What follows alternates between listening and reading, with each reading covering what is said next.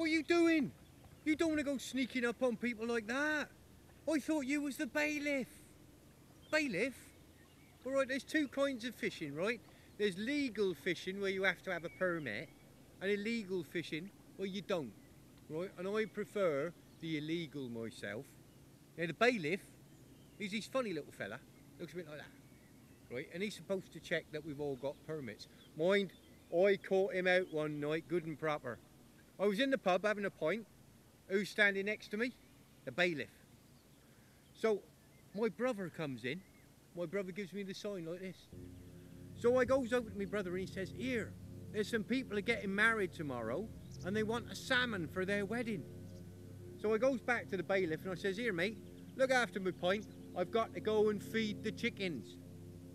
So I didn't do that bit, obviously. But so I goes off with my brother. We're out there in the middle of the river and we're bringing this beautiful big salmon, but as we're bringing it in, I falls overboard. So I'm now all soaking wet. So I have to go home, change my clothes, then go back to the pub for my pint. All of this has taken about an hour. And I walk in and the bailiff goes, all right, here's your pint, mate. He hadn't even noticed I'd changed my clothes. That's how observant that bailiff is. There's two kinds of fish what we pull out of the river.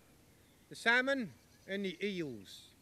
Now to catch your eels, the best thing you can use is a pat or a bob. What you do is you wait for a thunderstorm, and the rain means that after about an hour all the worms come up to find out what all the noise was. So you go out with a tin can, collect all them worms. You can keep them in there for a couple of months, right? And then you take your worm, make sure you got him by the head end. If you got him by the tail, he'll try and curl up, because you need to make sure you got a clear head for the next bit. You take a needle with a bit of thread and you poke it through the end of the worm. And then you get another one and you do the same thing and tie him on, and you keep on going until you got about half a dozen on there. Then you tie him off, tie it onto a pole out in the middle of the river, cast it over the side. And the eel, he smells those worms are wriggling and he comes up and he grabs them between his teeth. And he gets the thread caught between his teeth and you can bring him back on board. Our mother, she was a master at making those pats.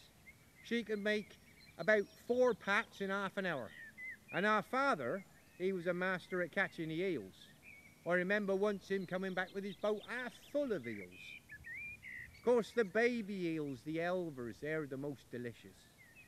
The way that you should cook them, right, is to get yourself a frying pan, put a bit of beef fat in it, get it nice and hot. Wash your eels, you rub them between 2 tea towels. Now, they're still alive at this point, and you rub them between the towels to get rid of all the slime that there is on them. Then, you put them in the pan, and you quickly put the lid on. Reason you put the lid on? Well, if I was to put you in a hot frying pan, you'd try and jump out quick, wouldn't you? And it's the same with them elvers. You need to keep the lid on, and when they've all stopped moving about, you know they're done on that side. So you flip them over, cook them up a bit more until they're really golden brown. Tip them out on the plate, bit of bread and butter, bit of vinegar, bit of salt and pepper. Oh, delicious. You can't get better than a nice plate of elvers, I reckons. The other way of catching your eels is to use a putchin. It's a kind of wicker basket thing what we put in near the bank. And what some people do is they disguise them so they're hidden. Mind you, we got a bloke round our way, Redford's Leach his name is. He's not exactly the brightest button in the box. Not full upstairs, if you know what I mean. He's taken his putchins and he's hid them in the riverbank, covered them with weeds, but he doesn't know where they are. So there's probably loads of putchins over there which are filled up with eels and he doesn't even know where to get them from. Not the brightest button, like I say.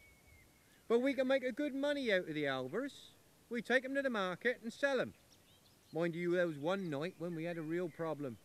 My wife, it was about 4 o'clock in the morning, and my wife, she comes to me and she says, Jack, there's something wrong with them elvers in the back of the van. They're not moving and they're all covered in white stuff. I didn't know what it was. Oh, I thought, that's terrible. That's a week's money down the drain there. I went out a couple of hours later, because it's, like I say, it's 4 o'clock in the morning. I went out about 6 when the sun had come up. Suddenly they're all wriggling and moving again. You know what had happened? They got frozen. I drove off to market fast as I could, and we got paid for all of them bar about 10 that had died. I love my wife, very much I do. I have to say that our wedding though was a bit of a controversy. You see, she was expecting our child when we got married. I didn't want my son born without a proper name. So we went to the register office, her, me and a witness bloke who I paid a couple of quid for, and we got married. Mind you, a lot of people around here, they still don't like us for that. They still shun us and ignore us for being married in that kind of way. But we did have one of the best wedding breakfasts you can ever imagine. Beans on toast. I tell you one thing, there's no place I'd rather be than down here on the river, 4 o'clock in the morning, sitting here, fishing. As long as I've got my wife, my son, cup of tea, and enough money for the week, then I'm happy.